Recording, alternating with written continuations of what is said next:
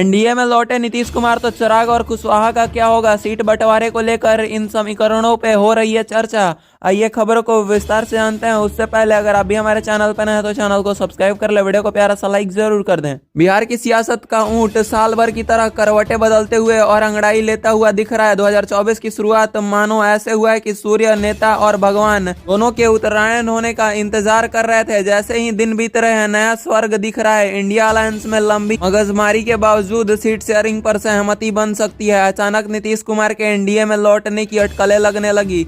सियासत भी संभावनाओं का दूसरा नाम है। ऐसे में बीजेपी अब एनडीए के सहयोगी चिराग पासवान, उपेंद्र कुशवाहा, जीतन राम मांझी को कैसे एडजस्ट करेगी, यह चर्चा जोर पर चल रही है। और ऐसे में ही मंदिर का मुद्दा बार बार उठ रहा है। बिहार की जाति की राजनीति होती है, जातियों को रहनुमा होने का दावा किया जाता है। नेता अपने अपने दल के लिए समाजजनक सीटें मांग रहे हैं। ऐसे में अगर नीतीश कुमार इंडिया अलायंस छोड़ दें और बीजेपी के साथ लौटे तो सीट शेयरिंग की क्या स्थिति होगी। 2019 पर फटाफट एक नजर डालते हैं। तो पिछले बार मोदी साहब बीजेपी नीतीश के जेडीयू के साथ 17 सीटों पर लड़ी। बीजेपी तो 17 और जेडीयू 16 सीटें जीती।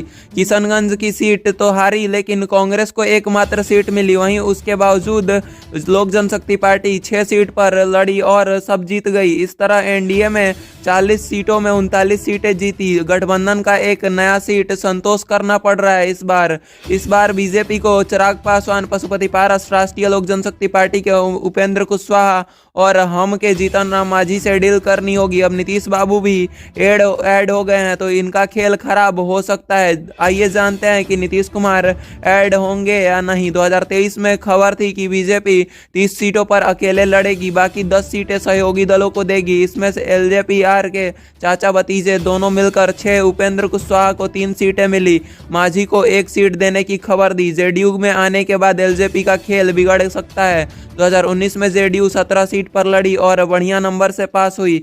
गठबंधन में हो गया India alliance. Nitish Kumar 17 seat मांग रहे थे। ऐसे में यह संभावना कम है कि नीतीश कुमार फिर से बीजेपी में ऐड होंगे। जेडीयू के बीच 17 सीटों पर सहमति बन रही तो बीच में 6 सीट सहयोगी दल को मिल जाएगी। साफ है कि नीतीश के आने के बाद चिराग पासवान और उपेंद्र कुशवाहा को नुकसान हो सकता है, क्योंकि 6 सीट के बाद चिराग पासवान और पशुपति पारस दोनों को जीतन राम मांझी को एडजस्ट करना पड़ेगा। एक पॉसिबिलिटी भी यह बन सकती है कि नीतीश कुमार कोटे से 1 सीट मांझी को दे सकते हैं। वहीं बीजेपी भी पशुपति पारस और चिराग पासवान, उपेंद्र कुशवाहा को अपने कोटे में एक्स्ट्रा दे सकते हैं सीट। ऐसे में बिहार में एनडीए सीट की एडजस्टिंग और सर्किट बना हुआ बढ़िया क्लियर दिख रहा है।